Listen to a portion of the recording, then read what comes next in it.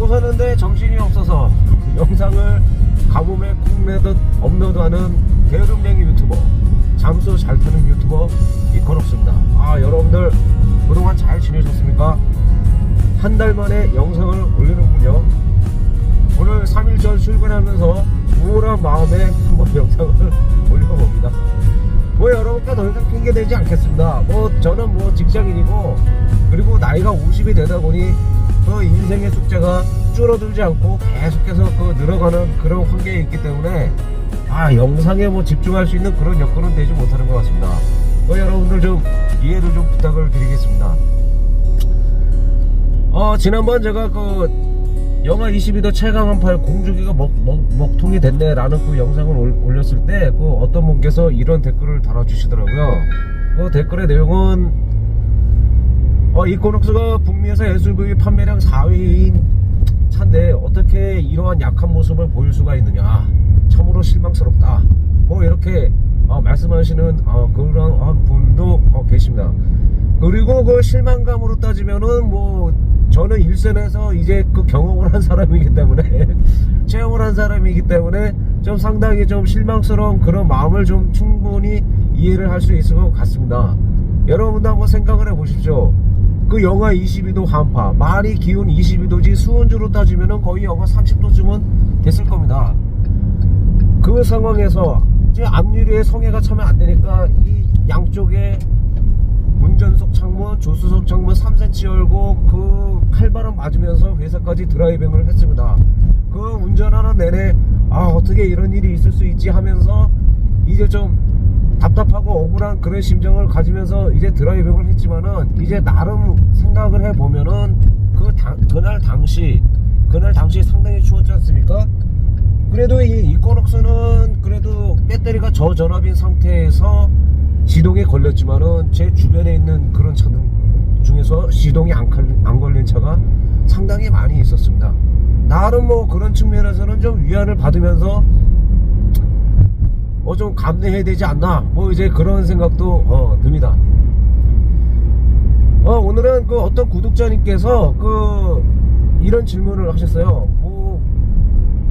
이코녹스를 아침 출근길에 운전을 하는데, 이코녹스 디젤 아침 출근길에 운전을 하는데 흰색 매연이 너무 많이 나와서 뒷차에 너무 미안한 마음이 있을 정도로 흰색 매연이 너무 많이 나온다. 이게 도대체 왜 그런 것이냐라고 저한테 댓글을 다셔서, 제가 지난번에 이제 서비스 센터 가고 이래저래 여러 정비소 갈 기회가 있지 않습니까? 그러니까 나름대로 이제 한번 이래저래 알아봤습니다. 자, 먼저 디젤은 말입니다, 매연이 원래 많이 나오는 거로 유명한 내연기관 아닙니까? 근데 이 디젤에서는 왜 매연이 왜 많이 나올까요? 우리가 생각을 해보면은 뭐라고 그럴까요? 옥탄가라고 하고 또 세탄가라는 그런 단어가 있습니다. 보통 옥탄가는 휘발유의 기준을 두고 하는 얘기인 것 같고, 세탄가는 경유를 기준으로 하는 얘기인 것 같은데, 간단하게 비유로 말씀드리자면 이 옥탄가나 세탄가는 소위 말해서 연료 알갱이의 개수를 의미하는 겁니다. 옥탄가. 그냥 간단하게 옥탄가로 이제 말씀을 드릴게요. 이 경유는요, 옥탄가가요 휘발유보다 많다고 그럽니다. 보통 이 옥탄가가 휘발유는 보통 8개 있다 치면은 경유는 옥탄가가 16개가 있다는 겁니다. 그래서 휘발유 가솔린 기관 같은 경우에는 이 옥탄가가 8개 든 휘발유가 들어올 경우에는 태울 알갱이가 별로 없기 때문에 벌써 태워버리니까 RPM 상승 속도가 상당히 빠르죠. 그리고 이 반면에 이 경유 같은 경우에는 이 옥탄가가 배 이상 많이 되니까 이 많은 연료를 태워야 되지 않습니까? 그렇게 되다 보니까 소위 말해서 상당한 시간이 걸리는 거죠. 연료를 연소시키는 데 있어서 상당한 시간이 걸리는 겁니다. 그렇기 때문에 이 연료를 다 태우기 위해서는 어떻게 많은 시간이 필요하게 되다 보니까 우리가 소위 말해서 경유차는 RPM이 빨리 오르지 않죠. 휘발유 차에 비해서 상당히 느린 상태로 RPM이 상승을 하게 됩니다. 그러면 이 수많은 알갱이를 어떻게 태워야 될까요?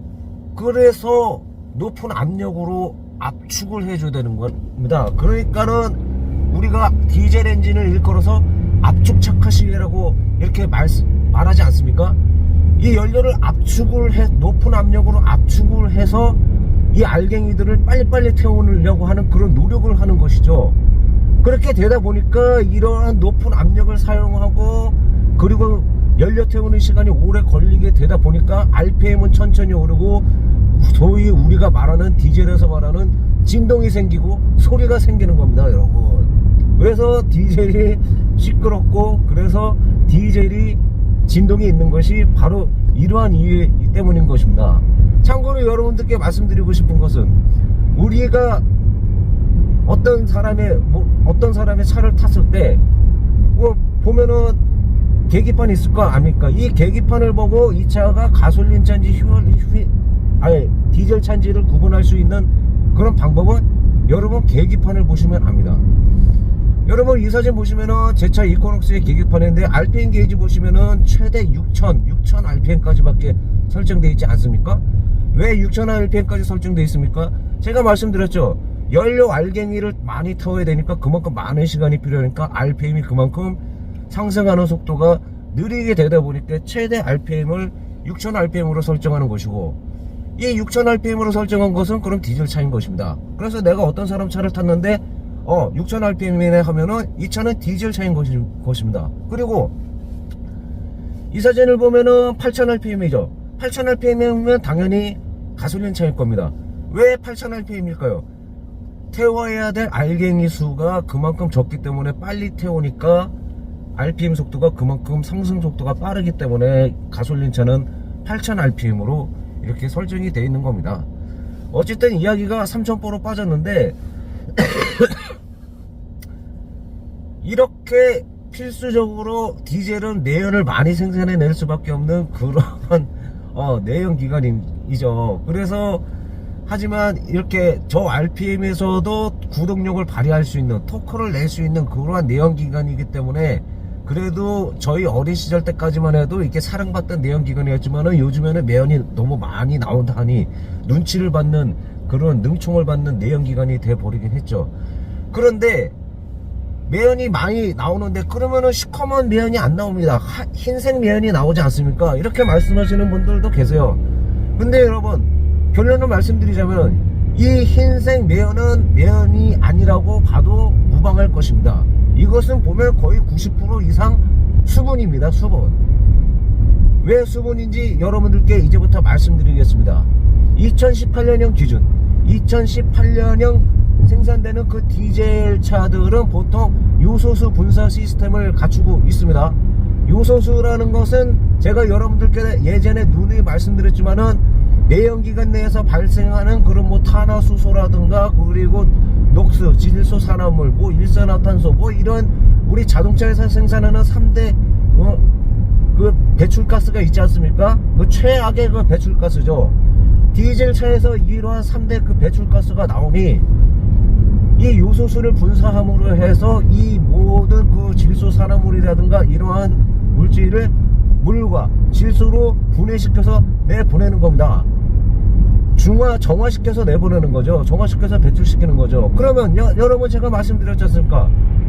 용액을 분사하는 겁니다. 요소수, 물을 분사하는 겁니다. 액체를 분사하는 겁니다.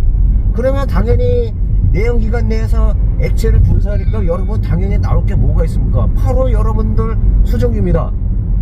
이런 상태에서 수증기가 나오겠지만 왜 수증기가 나올까? 여러분 생각을 해보세요.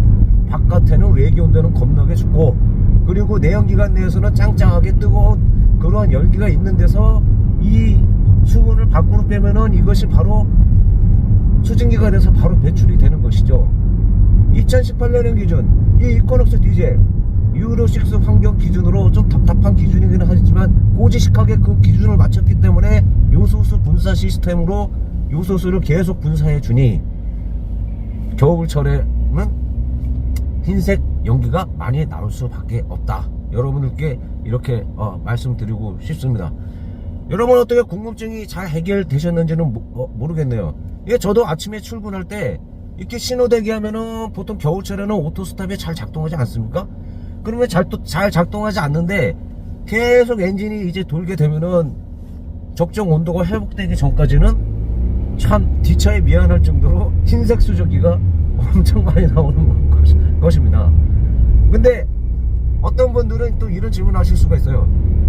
아니 그 전에도 LNT 방식이나 이런 요소수 분사 시스템이 있었는데 왜 유독 그 이코녹스에만 이렇게 많이 나오냐, SCR 방식을 채택했다 할지라도 이러한 방식이 뭐가 다르냐라고 말씀을 하실 수도 있겠지만, 기존의 그 LNT 방식은 여러분들 그 요소수 분사량이 그렇게 썩 많지는 않았다는 그런 얘기가 있습니다. 왜냐하면 LNT 방식은 엔진의 동력을 끌어다가 직접적으로 그 엔진의 동력의 힘을 끌어들여서 분사하는 시스템이기 때문에 그렇게 많은 그 요소수를 할 수는 없었고, 그리고 엔진의 동력을 끌어서 쓰면은 또 엔진에 부하가 걸리고 매연이 많이 나올 거 아닙니까? 그렇게 되니까 LNT 방식이 이렇게 점점점 이제 도태되게 됐습니다. 근데 이 SCR 방식, SCR 요소수 분사 방식은 전자제어식 방식입니다.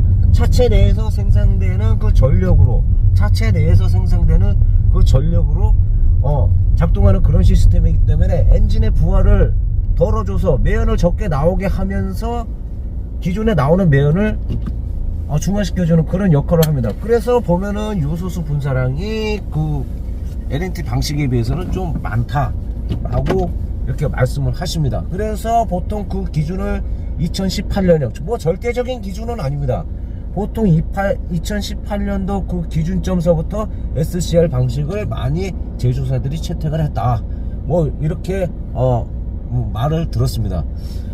어쨌든 여러분들 오늘 뭐 디젤에 대한 궁금증이 어떻게 해결이 됐는지 모르겠네요. 뭐 막연하게 그 겨울철에 디젤에서 뭐 흰색 매연이 많이 나온다고 이렇게 제가 말을 들어서 이 영상을 올리는데, 솔직히 저도 뒷차에 정말 미안할 정도로 흰색 매연이 많이 나옵니다. 근데 이것은 매연이 아니고 거의 90% 이상이 그냥 수증기라고 생각하시면 됩니다. SCR에서 기체화된 그 매연을 정화시켜주고, 그리고 고체화된 그러한 미세먼지는 그 DPF에서 그동안 그 사이에 포집을 하고 모아두기 때문에, 또 어떤 그 정비사님이 그러시더군요. SCR이 분사가 되고 그리고 DPF가 이 미세먼지를 포집하는 그런 과정에서 이 매연 측정을 하면 거의 제로 수준의 매연이 나온다.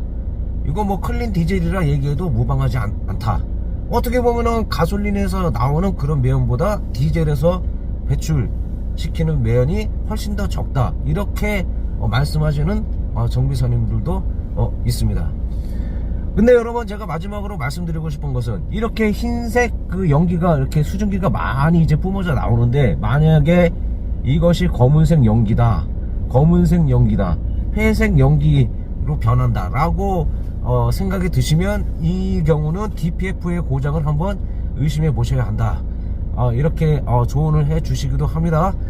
그리고 여러분들 DPF 얘기가 나와서 말씀했는데요, 그 DPF는요, 이게 미세먼지를 모아서 포집을 하는데요, 이게 또 나중에 이제 미세먼지를 자연 재생을 시켜서 이 배출을 해야 됩니다. 이 태우면서 배출을 해야 됩니다. 이 태워서 배출을 해야 되는데, 그 태워서 배출을 하는 조건은 바로 정속 주행입니다.